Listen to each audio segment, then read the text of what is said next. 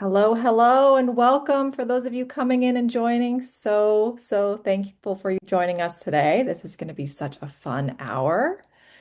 Excited to see you. I'd love to hear in the chat as you're coming in. If you want to tell us where you're tuning in from, that'd be lovely. We'd love to see where you're at in the world. Hopefully you're warmer than where I am here in DC. It's very cold out there. We are like in ice. We've been under ice for 2 weeks. I'm ready for it to melt. So, welcome to our Hello Moxie Mentor Hotline. This is going to be so fantastic. It's great to see you all. We're just going to give a few more minutes, maybe one more minute for everyone to come online, and we'll get this party started. We've got Angelina tuning in, Anna Maria. Hi, Anna Maria. Hi, Anne. Hi, Costanza. Hi, Elisa.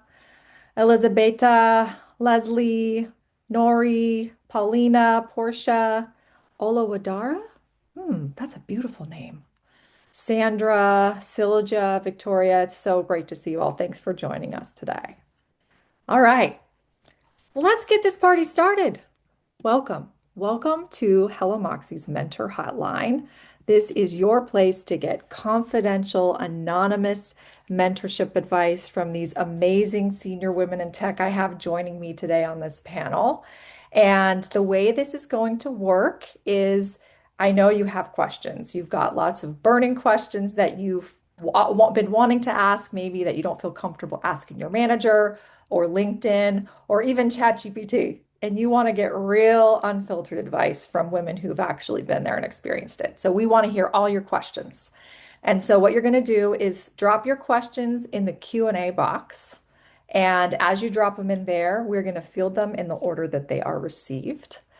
And to give you a little bit of, I want to introduce you to our lovely panel. We've got an amazing panel today. We have the amazing Nicole Terriasa, another Nicole in the house. Nicole is the Director of Digital Strategy for Rave Digital, and she is responsible for managing huge enterprise level migrations for some of the leading brands in the world. Welcome, Nicole. My goodness, so excited to have you on the panel today. I'm also joined by the amazing Katrine Renberg. Katrine is the founder of The Wealth Within Her, which is an amazing woman-led company that helps women with their financial literacy. And she's also a leader in the fintech space. And she's based out of Ibiza. So, my goodness, can't we all go to Ibiza right now? I want to be on the beach. Welcome, Katrine. So great to see you here today. And last but certainly not least, I'm so delighted to have a Kiwi in the house. We have Rachel Cunliffe here joining us from New Zealand. And Rachel is the founder of Created Design. She's a WordPress expert, and she has designed some of the websites for the most famous food bloggers in the world. So excited, Rachel, for you to be here. And we have Joe in the house, who's our facilitator. Joe is going to be helping us with the questions because I have a feeling they're going to be flying fast because I know you guys have lots of questions. So let's go ahead and get started. Let's go ahead. So now is the time. Now is the time for you to go ahead and drop your questions in the chat Q&A box. And don't be shy. We want to hear all of them. And as they come in, we will start to answer them. Do, do, do, do.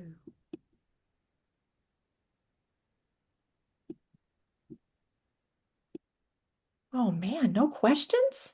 Well, we have questions for you. So while you're thinking about your questions, we have some questions that we have prepared for you that we will dive into. So, my first question is for the lovely Katrine. Katrine, this question is, what do you do when you're stuck in a mid-level role? How do you position yourself for leadership when you don't look or sound like the leaders around you? Great question. So I think, unfortunately, we're often still in a situation where our direct managers and so on might not always um, sort of advocate for us, especially as you said, if you don't look or sound like the leaders around you. So two things I would do is one, document my achievements and make sure Mm. that I'm proactively feeding that not just to but my direct managers, but other identified leaders within the company to make sure that they are very aware of what I'm creating and doing. And then the other thing would be to also identify other sort of allies in the company that might not be, again, your direct line manager or even the manager's manager, but someone else who will advocate for you in the rooms when you are not there. That's Mm, two other things that I would suggest doing. Yeah. love it. So important to have an ally. So important to have an ally who's in your corner. Nicole, Rachel, do you have anything else you would add to this? That's lovely advice, Katrine. Thank you. I think that one of the things I would recommend is to become versed on the tasks that the higher ups are doing and try to volunteer and get involved in projects that familiarize you with what it is that they're doing, what their work looks like, so that you can then start preparing yourself professionally to fit into that role. So I think that making yourself available for not maybe not volunteering, but getting involved with the projects where you can just to understand more what their roles are so you become more familiar with what is required to move up into that next role. That's great advice. Mhm. Yes. And it And shows leadership that it shows to your leadership team that you're wanting, you're hungry, you're wanting to take on more and support more and contribute more. That's beautiful. Rachel. I would just say if you don't look or sound like the leaders around you, what is your point of difference? What do you have to offer that's different from those other people?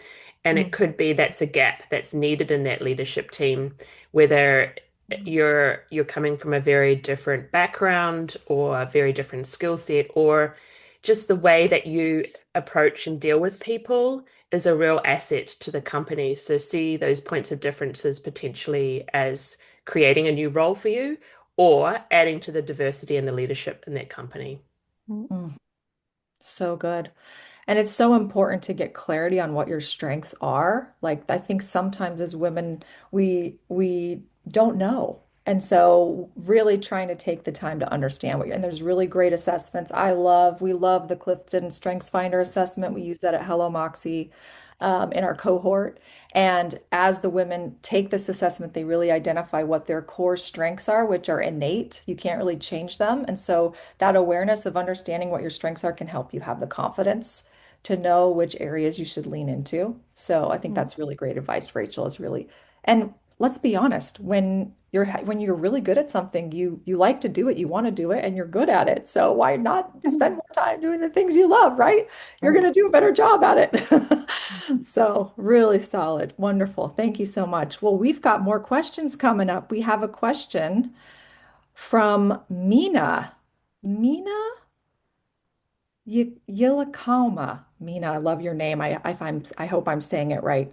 Okay, so this question is, I have just recently started as a freelancer entrepreneur. I have sort of a niche where art and tech meet. What's the best way to get leads or approach companies that I would like to do business with? This is a great question. Rachel, I'm gonna pass this one to you. What advice would you have for Mina? If you don't have a portfolio yet, which is live work that's out there in the world rather than projects you've done as part of your training, I would highly recommend first approaching the people you know already or companies you have a connection with already. Um, it's really hard to go out there and connect with people because if you're sending out leads, sort of emails or marketing, um, the point of difference is a personal connection with the person. And once you've got yourself going, then your portfolio will start bringing in new leads. You can show that to people and say, look, I've worked with these companies. And so there's a level of trust that's built up. So, how do you start trust? You start with people you know or have some connection with, whether it's a friend of a family member or a friend of a friend, any sort of way that you can build that thread of trust through is the best way to get started. Such great advice. I second that advice. That is huge. Nicole, Katrine, do you have any other follow-up insights that you want to share?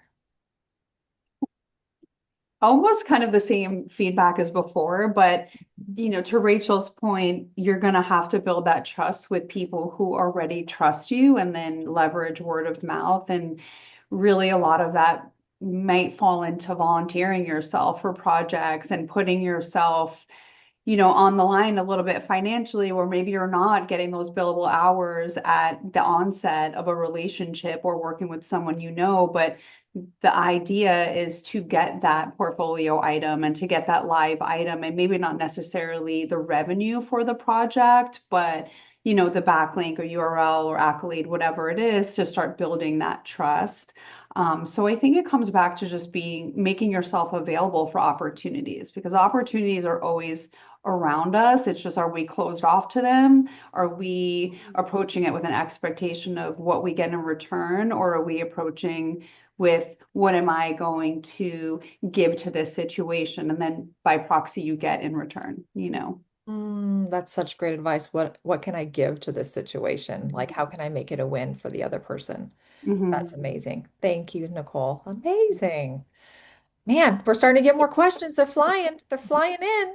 Nicole, can I just Yeah, add, please. it's kind of building on what both Rachel and Nicole said, but I think to Nicole's point, being creative with how you charge for things, so you can, maybe have a lower fixed amount and then like a success fee, just in the beginning, especially to build that trust and also show that you, I guess, in a sense, have skin in the game, that the other person is not taking all the risk, or your new clients who are maybe taking the risk because they don't know you, etc., yet. So that's one thing. And then the other thing on the network, also really asking for referrals. If you do work with your initial clients, or have use your network to get the first jobs, it's so easy to ask, who else do you know that would benefit from similar services, etc. And that, yeah, I think that's a great way to build out that initial network that you already have. Great advice. Yeah, and I would even add to that, get case studies from those first customers that Yeah. you have, because that will really help build your credibility a lot. And it's just, I remember when I started my marketing business, that was like, I just wanted to like do exceptional work so I could have really strong case studies that I could leverage in that way. And it really helped in a huge way. Um, Absolutely. so very cool. Amazing. Let's move on to the next question. Okay, so this question comes from Nori. Hi, Nori. Welcome. I am a UX designer student. I'm trying to find my first opportunity as a junior UX designer. And then she has a follow-up question saying she has a portfolio with projects and she's focusing on accessibility because she's a social worker and she wants to focus on inclusion.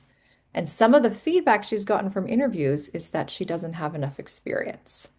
So, what would your advice be for someone who's newer? And that's the initial feedback they're getting from interviews.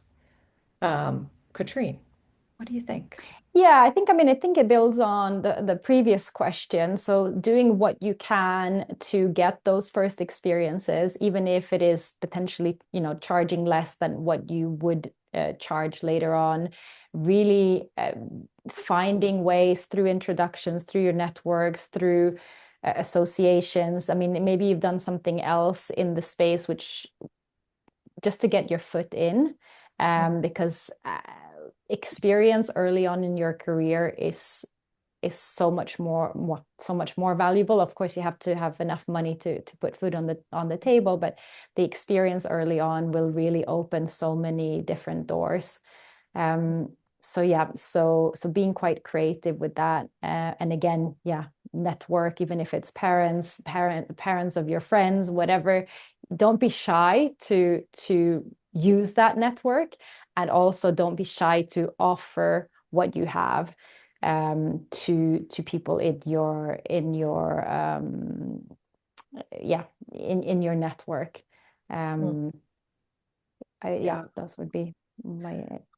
Yeah, I'll turn it over to Nicole and Rachel, but I second that. I look back at my career early on, and I wish I would have been more intentional about networking. I wish I knew then what I know now about how powerful your network is and what a wonderful gift it is to have a strong network. There was a lot of fear when I was younger about like, oh, I can't ask for help, or how do I don't know this person? How am I going to approach them?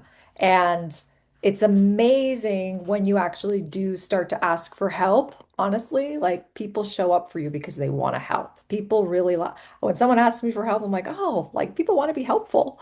So I wish I would have known that sooner. Nicole, Rachel, what other thoughts do you have on this question? Anything you'd like to add? I do. I do too, but Nicole, please go ahead. Yay. Don't be What shy. No, of course not. Never. What I would recommend is probably trying to get an internship or applying for internships at agencies that are building websites, right? So you can kind of get in at the ground up and maybe get, your feet wet with some projects. And then you can build out your portfolio on a more professional scale where you have like live e-commerce projects that you've been involved in that you've helped bring to market. And then the other thing, that would help you with that is the compliance, right? Because right now with published websites and e-commerce, compliance is at the top of everybody's mind. So you would even then be able to thread some of that compliance into your UI UX by aligning with agencies.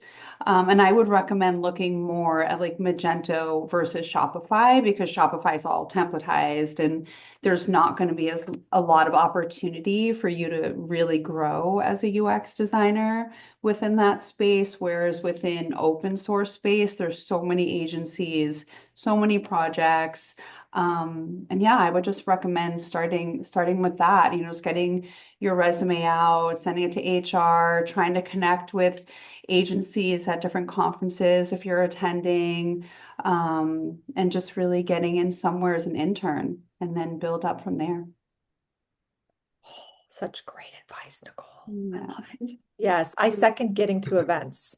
It's Hmm. so great to get to events and meet people there face to face. It's like the Absolutely. secret Hmm. weapon. Hmm. Thank Definitely. you. Rachel. Yeah, I would look at your strengths, which is and your experience that you have already, which is in social working. Um, as a social worker, you have, unique insights into how people can access websites and technology in and of itself. And so that, when you and I jump on a webinar, it's pretty straightforward, but for other people that you're working with in social work, there's real accessibility issues, and not just from the disability sector, but just access to technology and how they can read and all sorts of things that you can bring in. So if there's any companies that are wanting to do better for the marginalized communities, that is where you'd lead with your strength, your experience, that you really understand the audience that they're trying to serve. So perhaps it's a charitable organization, perhaps it's a government agency that really cares about accessibility of their materials. So don't focus on the fact you don't have too much experience. You do, which is super valuable. And I don't think too many UX designers have real world experience. It's all in their head knowledge. So this is an amazing strength. You should probably lead with that in your interviews. Such great advice. Aren't these women amazing? I mean, come on, like such great mentorship advice. I feel like I could just sit here and just like bask in this amazingness. Look, Nori says, thank you very much. This is gold. I agree. Such great advice. Thank you, Rachel, Nicole, and Katrine. Let's keep going. Let's keep rolling with it, man. This magic is magic. Okay, this question is, do you believe this has potential? Any tips for women entrepreneurship? Like, I think this is grants. I'm under 25 and I want to build something on my own at some point. Any mentoring would be helpful. So I'm going to turn this to you, Katrine. What would your advice be for anyone who is interested in entrepreneurship and maybe looking for any sort of grants or financing opportunities or what would someone do to prepare to take the leap into starting a business? Yeah, I mean, I think yes, there are, without knowing what sector you're interested in and so on, but yes, there are a lot of grants, there are a lot of government grants, there's a lot of support for women Mhm. in entrepreneurship across most companies and sorry, most geographies and industries at the moment. So I would spend some time looking at within the sector that you're interested in and doing the research on what grants are available. There is definitely a lot. I would say in most areas at the moment. So yes, look at that. And then try to identify, there are startup hubs, startup organizations within most universities, etc. as well. So going back to, where is it that you come from? Can you identify in your town, from your university, or within the sector that you're looking at, a startup hub, or association that where you can go and get more support, advice, and speak to others who are, starting out as well. To Yeah, to get started, to understand what's available. I think those are two good starting points without Mm. knowing, yeah, what sector you're in, for example. Love that. Very great advice. And find a community that special, that it's so important if you're looking to start a business because entrepreneurship can feel very lonely at first.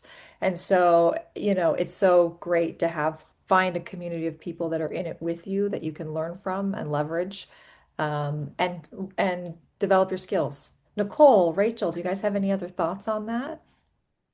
If there's a local co-working office space that you could have a rent a hot desk for 1 day a week and then talk to those people if you want to find these people quickly, apart from conferences and things, but that's a lot less pressure to do it in that environment, just to get to know people, find out what they've learned, because it's going to be these are all people right now working on these dreams rather than things that worked 10 years ago, 20 years ago.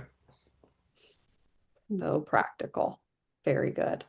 Maybe, Nicole, I'll just add, I mean, I said startup hubs and so on, but there are a lot of accelerator programs that you can apply for, even with just having the idea of starting a business or not even knowing what that business potentially is right now.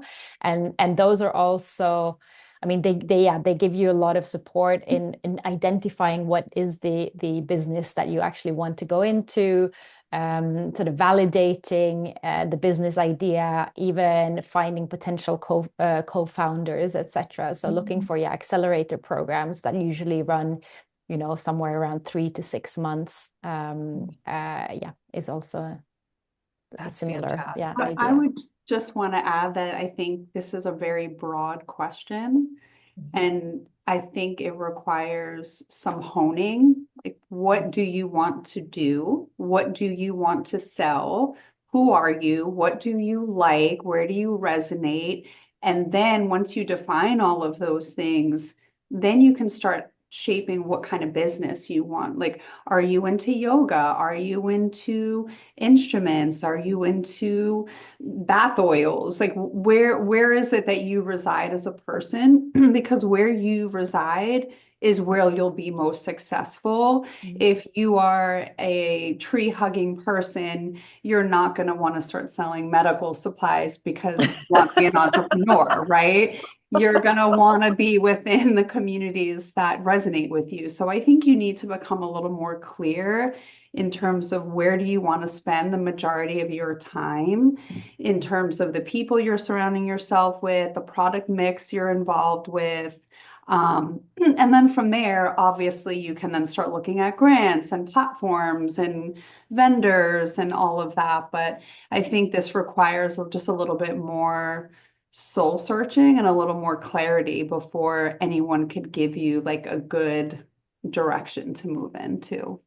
Mm, Such great advice, Nicole. Yes. And sometimes that takes time, right? Sometimes Yeah, it of takes time and course. experience to really kind Mm-hmm. of understand what that's going to be. Mm-hmm. Solid advice. Wonderful. My gosh. More amazing magic happening. Let's keep it going. This is great.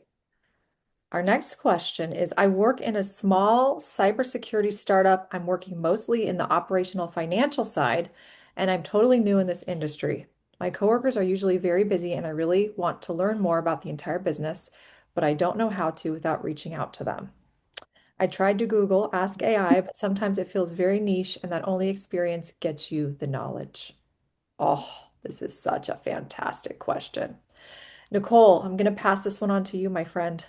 What do you think? What's your advice? I mean, I don't really work in cybersecurity, so I'm not sure how niche it is, right?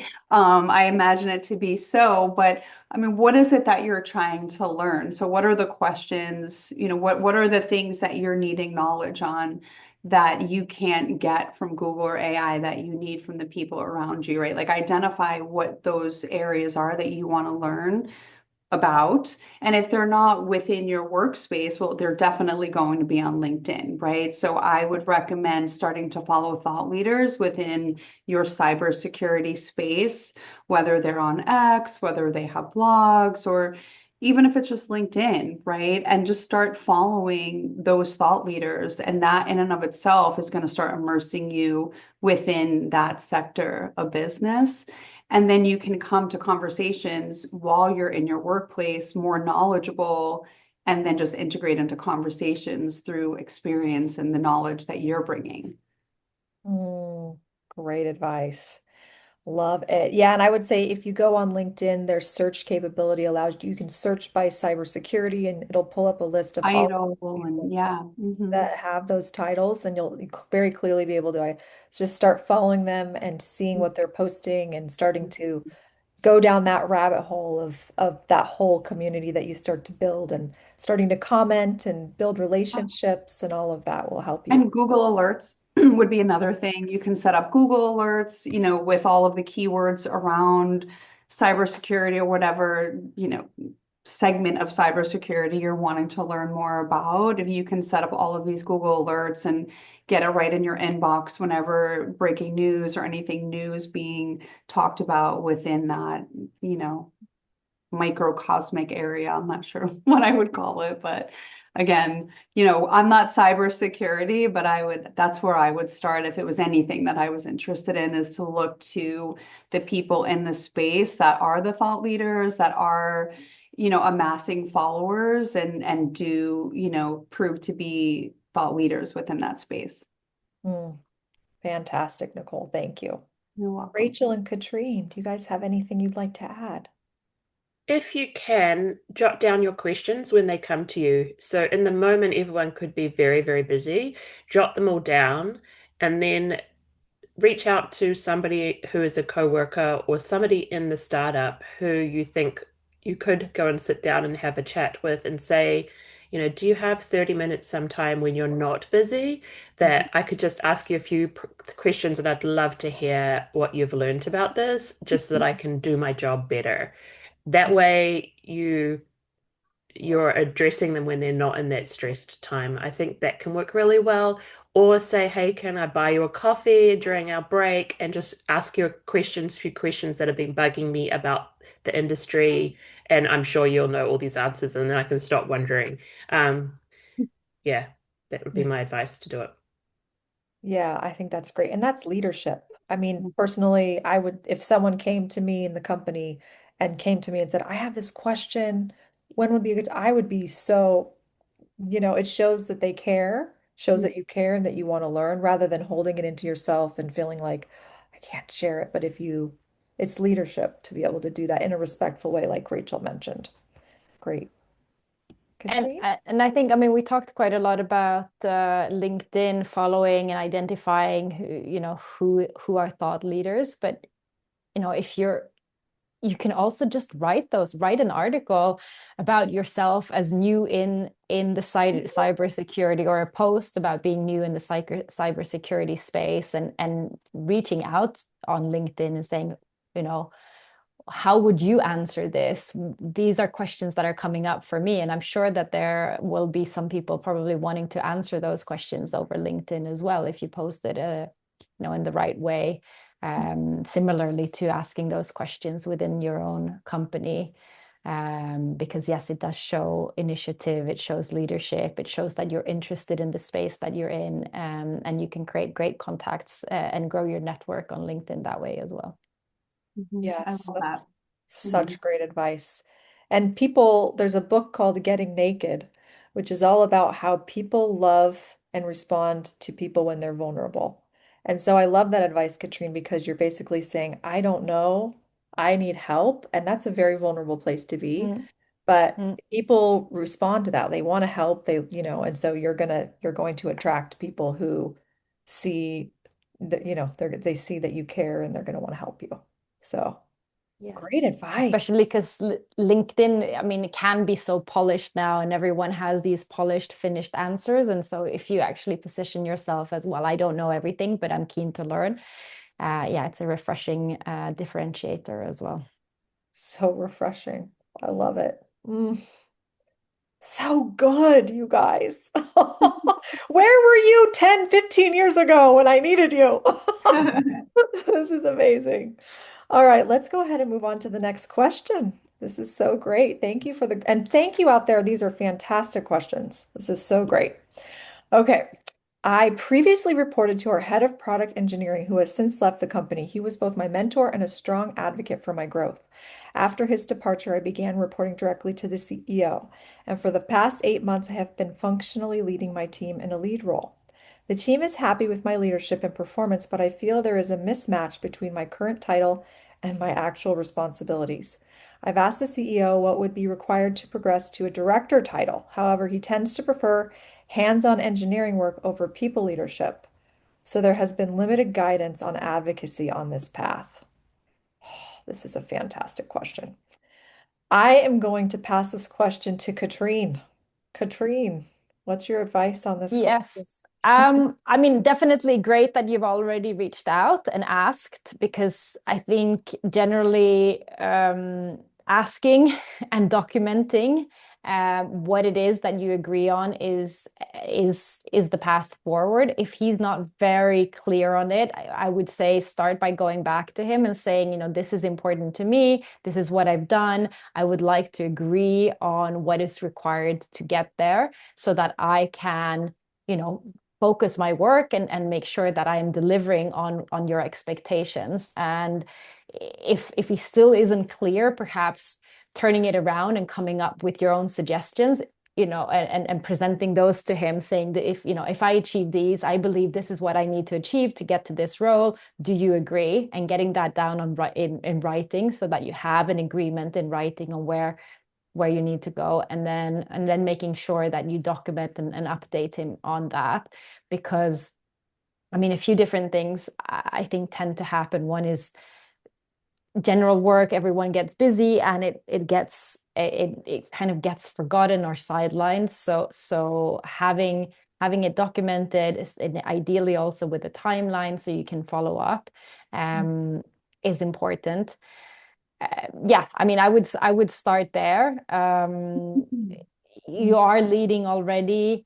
This is also showing leadership, taking that initiative, coming back, not taking an ambiguous answer as an answer, but actually coming back and creating clarity for yourself and for the CEO.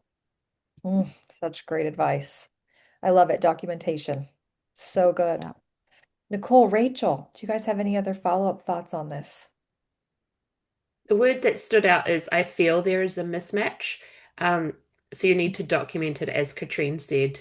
Go back and see if you can find your original or your last time you had a review of your job.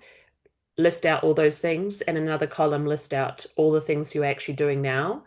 Are you functionally actually acting as the head of product engineering?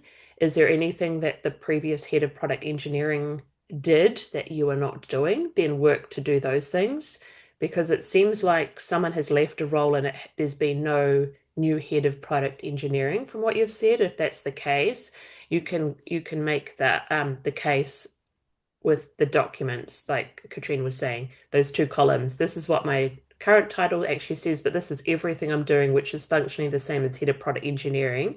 Um, what else do I need to do to take that title on and have a review of my contract. So fantastic. Such great advice. Thank you, Rachel. Mm. Nicole, anything you'd like to add? I mean, I guess I'm just a little confused as to what this person is taking over. Like, did they sit in, are they sitting in now as the product, the head of product engineering, or did they take on a different role by managing these additional people and moved into more of a director's role, because it's more semantics. It's not because she's saying required to progress to a director role. But if you're already managing 5 people, then you've already progressed to the role. You're just semantically not titled correctly. So it's not like, oh, how do I progress to this? It's, well, this is what I'm doing. So now we need to have the conversation of what we're actually really going to call me, Yeah. not, oh, how do I progress? So I think there has to be a little bit more definition around what you're doing. So Rachel's advice was really good, right? So you came in, you got hired under a job description, and that description fit that title at that time. Now you've evolved over time to take on A, B, and C. And when you cumulatively look at all of that, you're now in this new role, which is either head of product engineering or a director title, which I'm not sure what that would look like within your space. Um, I'm assuming your preference is director title over head of product engineering. So I think, getting really clear on what your day-to-day tasks are, and even if needed, going out and looking at Glassdoor and looking at what these job descriptions are that are more in alignment with what you're doing every day, and you have those definitions as your ammunition to say, Mm. okay, this is what I'm doing. This is what Glassdoor deems this. This is a director role. This is not whatever title you currently have. I'm not sure based on this, but yeah, I would definitely document everything. You get very clear on what title you want and also own that you've already achieved the title, not that you're still like a work in progress towards it. Mm. That's such great advice too. I think this question also highlights something that I think is a struggle for women in tech, is that a lot of the people work that women tend to do, just naturally doesn't get recognized or isn't rewarded. And so I also just wonder if there's an opportunity somehow to figure out a way to show some of that emotional labor that you're carrying in a way that shows it's a benefit to the business and it's helping the team grow in their role, so that in a respectful way you can kind of help educate your boss about what it is that you're doing as a leader in that space that maybe traditionally hasn't been rewarded or um, seen as a leadership skill, but really is. Mhm. So I almost feel like there's an education there that can be done in a respectful way, um, because Yeah, but it's again. sometimes that's all lost on a man, unfortunately. Like, Oh, the what data do you, points of Glassdoor and yeah, that that's tends to true. work more in those situations. But yeah, I think all of this is really good advice, and you could probably mash it all up and come up with something. Yeah, Yeah. great. Great Mhm. question. Thank you. Mhm. Okay. I've been working as an engineer for 7 years now, and I've reached seniority in some of the companies that I've worked for. Still, I struggle with the imposter syndrome, and I find myself losing confidence in my knowledge. I'm aware it's a me problem, but do you have any tips for when you feel unmotivated to reach higher? Oof, this is a great question. Rachel, what do you think? There's lots of questions in here. I mean, it's a good question. Any tips for when you feel unmotivated to reach higher? I look at that one and I think life is not always striving to reach higher. It's okay to be on a plateau for a while and to rest and recover and to prepare for the next one. I think it's unrealistic to always feel 100% motivated. That's life. And maybe your energy and strength is going on something else in your life right now, and that's okay. So I wouldn't beat yourself up with it or struggle with that. That's life. Imposter syndrome, I don't think you'd find any person who, when you really get down to it, doesn't struggle with it in some way or shape or form. It's a being a human. Um, so how do you deal with that? I think the losing confidence in your knowledge, that's probably the key part here. Um, So document your knowledge. Remind yourself what you've done, what you've learnt. You've said you've reached seniority in many of the companies. So write down all the things that you've been learning over the last 3 years, last year, last 6 months, last 1 month, things that you are discovering about yourself, things that you are working on to learn, things you want to learn. And then you'll surprise yourself that actually this is a lot. Sometimes it can be good also to talk to a friend and say, um, you know, I feel like I don't know anything. And they will reflect back and they'll say, but you know, all of these things that I have no idea about. And they'll remind you of that. It doesn't have to be a coworker. Um, Write it down. Remind yourself of what you already have done and know. So great. I love that advice. Yeah, and I love, for myself, I love to write down my accomplishments of like, what have I done over the last year? I'll just write it down and then I can go back and look at it later when I'm having a low moment and be like, whoa, I did that thing. Like, and everyone, I'm sure there's a million things you've accomplished that you haven't really fully thought of. And when you actually take the time to write it down and see how you've grown, it can be quite powerful. So that's really great advice. Katrine, Nicole, what other thoughts do you guys have on this? Uh, Yeah, I mean, obviously, yeah, as you said, but I'll take it maybe in the not the right order, but what you just said, Nicole, about writing down your achievements. So writing down your achievements. Also, we talked about your strengths. So really knowing what your strengths are that are, yeah, the ones that you have no matter where you are, no matter how you're feeling at that moment, when you do feel like you're losing a little bit of confidence, etc. I think two other things when you're saying when you're feeling unmotivated, etc.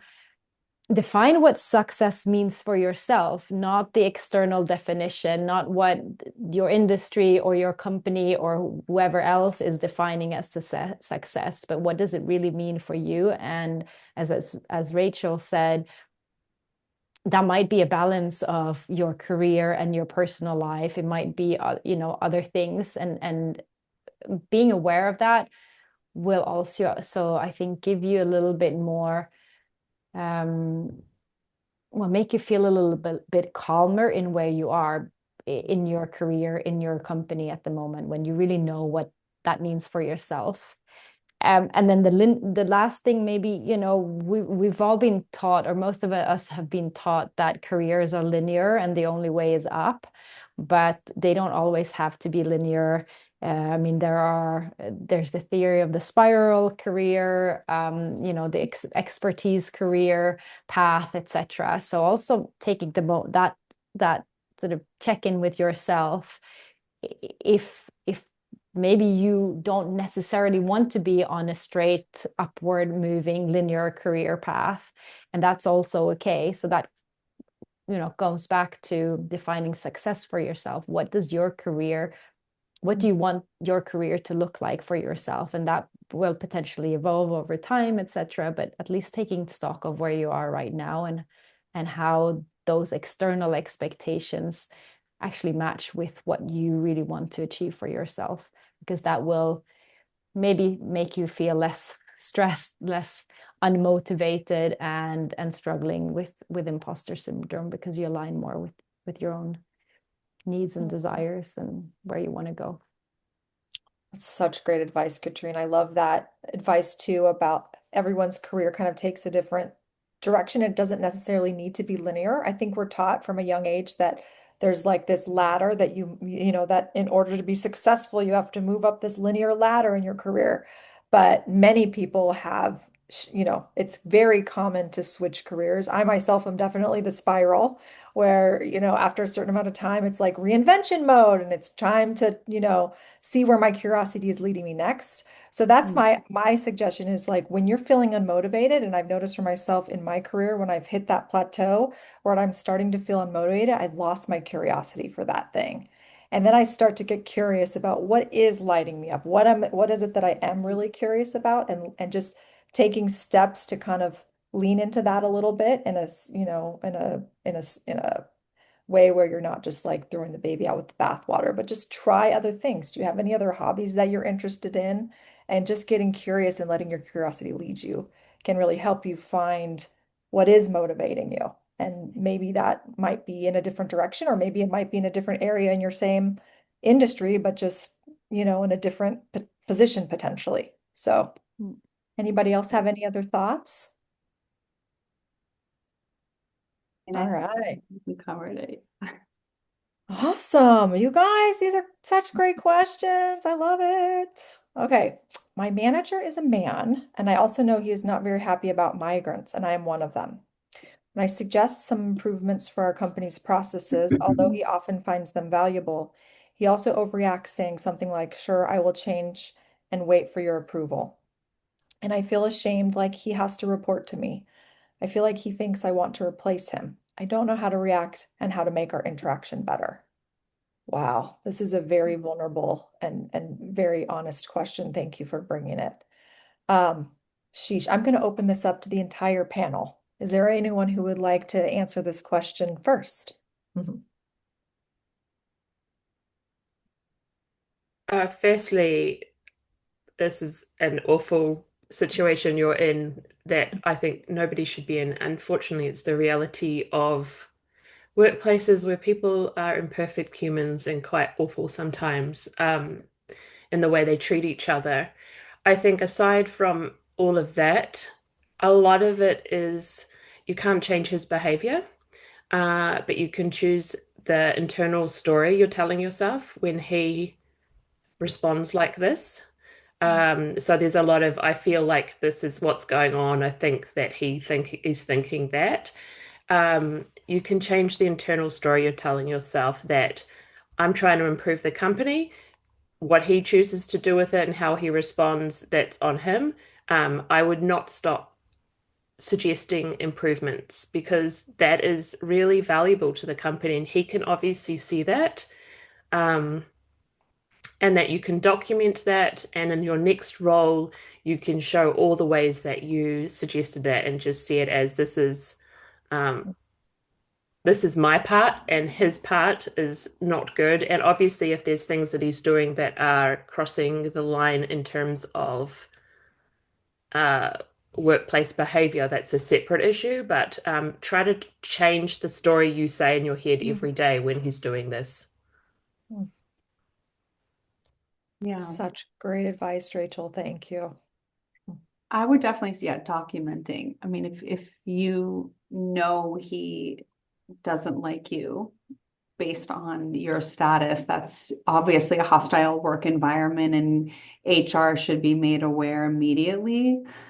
You should never feel unsafe at work. And outside of that, I mean, if you're having, really great ideas that are valuable to the company, there shortly has to be somebody on top of him that potentially you can connect with and speak to, or find an opportunity to inject your ideas, not in an aggressive way or an over the top way, but I would say try to find opportunities within the organization where you can shine and you have an opportunity to bring your good ideas to a broader audience outside of him. But in the meantime, again, definitely document with HR that you're feeling some sort of hostility from this person, so that if this continues to escalate, you have things documented and the situation can be remediated sooner rather than later. Mm. Such great advice, Nicole. Thank you. Mm. Yes, love that. Katrine, is there anything you'd like to add? I mean, I think both Nicole and Rachel have given really good advice. And yeah, just echoing that, make sure that you're in a situation that doesn't get worse, or or gets to the point where it's harmful, or in psychologically or in other ways. And definitely documentation in a situation like this is super important. Yeah. So yeah, good luck. Yeah. Yeah. Thank you. Great question. Great answers. You got it, girl. You'll figure it out. You'll find your way. Mm-hmm. Mhm. All right. Ooh, this is a juicy one. Okay. My goodness. Okay, I started as a UX designer, building experience through volunteering, portfolio work, and my professional network. To strengthen my foundation, I completed an MSc in IT software design and later worked as a system engineer, gaining deep exposure to technical system and business requirements. This path strengthened my ability to bridge UX, business, and technology. My long-term goal is to grow into product-focused roles where I can apply this cross-disciplinary perspective. Wow. I'm currently navigating a competitive market for UX and product roles and focusing on positioning my profile clearly toward product impact. What advice would you give to someone who has built UX experience through volunteering and startups, invested in formal technical education, gained system level experience, and still struggles to move forward in product roles despite clear product impact? I'm open to relocating for the right role, but the market is still very competitive in this industry. Wow. This is a great and beautiful question. Okay, so I am going to ask this question of Katrine first. Katrine, what do you think? Yeah, I mean, wow. It's a good question. I mean, it sounds like you have been very thoughtful and deliberate about your career moves, how you've prepared for the role that you're currently in, or what you're looking for. It is a competitive market out there. I understand that. Being open to relocating, that's also great. I would maybe go back to some of the things that we started answering at the beginning of the session. So obviously you said you've built your professional network. How can you leverage that more? And be open to use that network to ask for referrals. Are you using the referrals that you have from your previous startup positions and volunteering? Are you attending events? Yeah, I mean, to be honest, it sounds like you're doing so much right, but I think also, yeah, being open to ask for help. Maybe it's hard to say from what you're describing if you're asking for that or not, but the network is probably one of your strengths at this point, that you can reach out to. Great advice. Love it, Katrine. Nicole, Rachel, what do you guys think? I'm just wondering where you're trying to move forward, right? Because everything is just like so spot on that my question is, where are you knocking on the wrong doors? Because everything is in such perfect alignment, I have to wonder, are you looking at the right, software factories, so to speak, right? Like we have a product business, we build extensions for Magento open source, right? So that whole business model is based all on product development, product roadmap, betterment, and it's a never-ending thing because we're keeping up with, version releases from a platform. So my question to you would be, have you looked at these bigger software houses like Amnesty, Headworks, or going somewhere like Mage Plaza, or, there's so many extension providers that is what they do, is build product on a continuum and maintain those products for a platform. So I would suggest, maybe starting there rather than these one-off opportunities that don't have a lot of steam to them and a lot of long-term growth trajectory. Um, maybe this is something we could talk about offline, get a little bit deeper in terms of where you're looking, because I would assuredly say we would probably want to talk to you out of Headworks.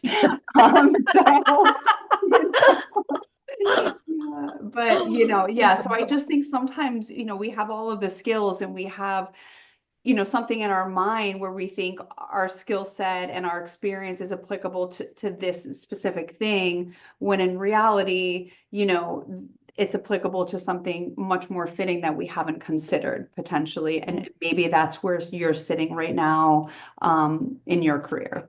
And that would just be my only advice, is to maybe hone in a little bit more on like software factories, for lack of a better term. Mm. It sounds like Nicole's your girl. You guys need to connect after this. She can help you. But I think she's onto something. Maybe it's just like, are you looking in the right place? And what Mhm. I'm sensing is that you have a lot of like experience in all these different areas. And are you really focused? Is there more focus you can do here to Nicole's point? Rachel, what do you think?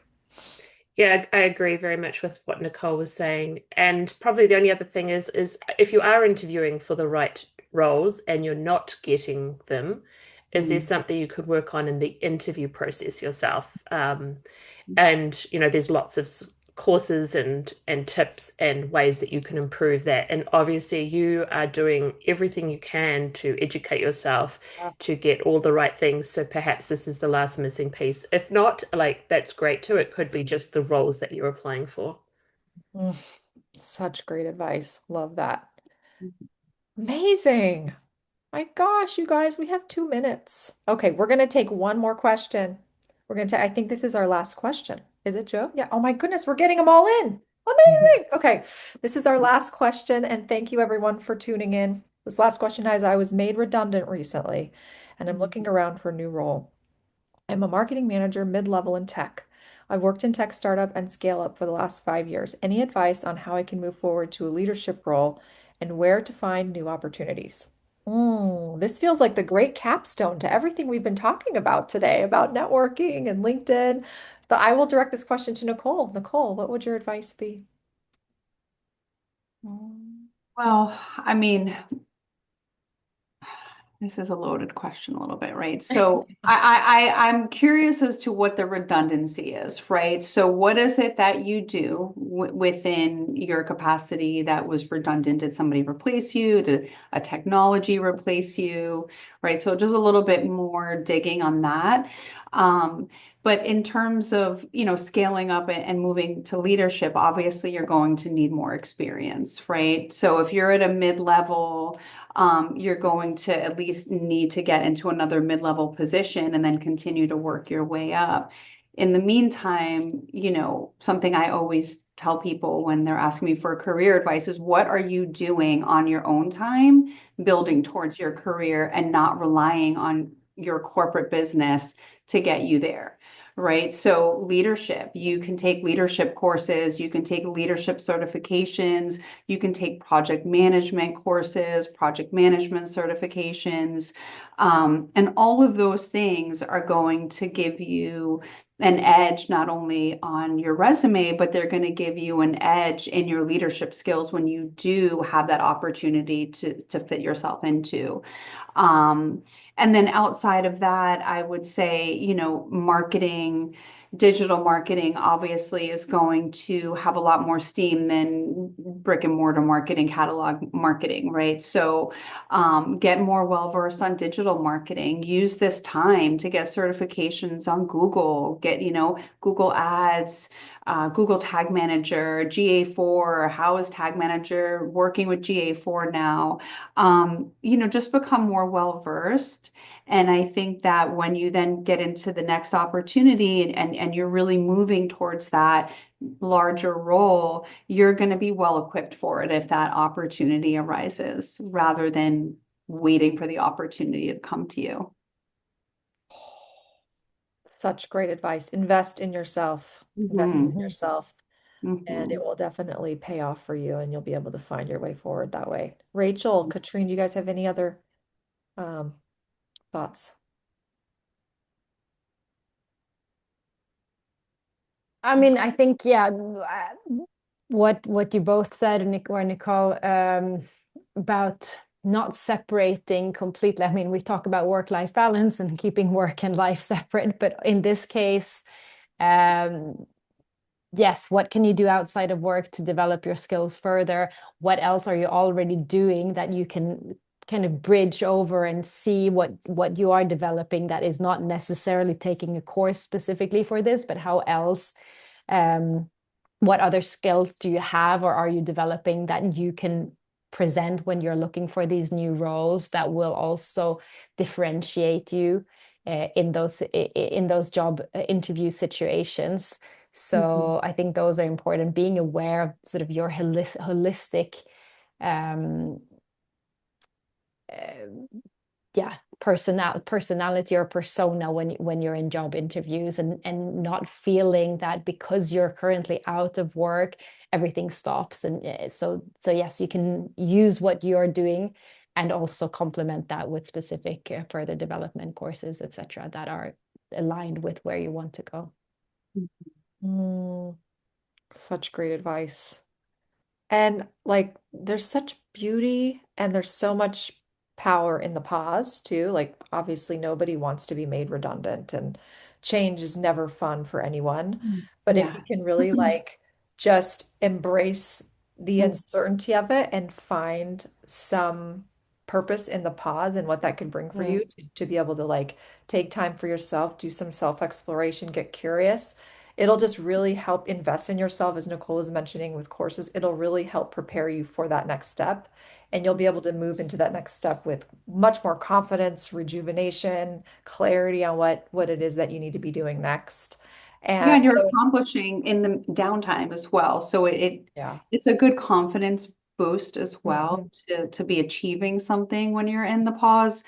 mm, Even though it's a little contradictory, but this pause time is your opportunity to invest in yourself, and you can build your character and your confidence in this time, or you could allow this time to make you feel redundant and down and wear you down a little bit in terms of your confidence, or you can take ownership of it and build your mm, confidence in the time, so.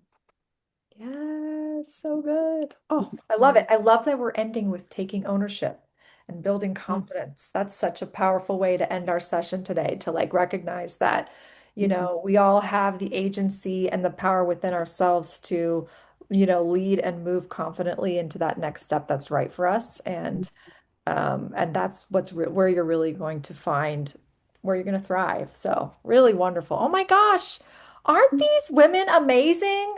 You guys, like this has been such an amazing panel of mentorship. My gosh, like I said, where were you guys 10 years ago when I needed you? So amazing. And to those who tuned in, your questions were so great. Thank you for your vulnerability. For those of you who posed questions, thank you for coming with just such honesty and vulnerability and giving us the chance to connect with you and share our experience today. And we'd love to invite you to something very exciting. Hello, Moxie, we're a new startup and we are launching a new beta community. It's our Spark community. And we'd love to invite you to be our beta members. So if this experience resonated with you, if you really found a new sense of connection or spark, and you're looking to build connection with other women just like you and really start to develop that sense of community and camaraderie and really have a group of vibrant women who are just like you, who want to lead, are ambitious and driven, but don't want to be burnt out anymore and just want to thrive. We'd love to invite you to our community and we'll send you an email with the information and you get to be our beta tester. So you get to build it with us because we're Mm. we're we're doing it. We're building the plane as we fly it. So yeah, so you can look for more information on that. And this mentor hotline is something we do regularly every 2 months. So you can expect another one to come with, a chance for you to share your other questions or just come and listen to other people who have questions too. And so thank you everyone for joining. Thank you, Nicole. Thank you, Thank Katrine. you so Thank you, much. Rachel, for bringing your Moxie today. And we look forward to seeing you all next time. Thank you so much.